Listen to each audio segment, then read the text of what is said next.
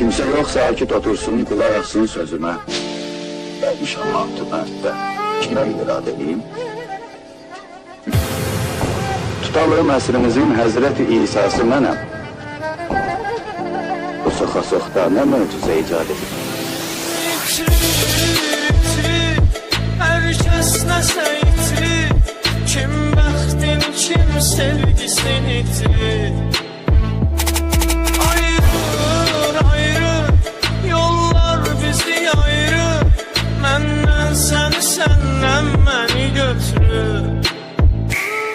Değişir, değişir, değişir ama değişir. Kim dahil, kim zahiri değişir. Görüşür, görüşür, sevgiyle hayanet. Kim kimdi bilinsin diye görüşür. Sensiz de alınır, sevgimizin ağırlığını tek kaldırabilsem eder olmaz. Sensiz de alınır, sevgimizin ağırlığını tek kaldırabilsem eder olmaz.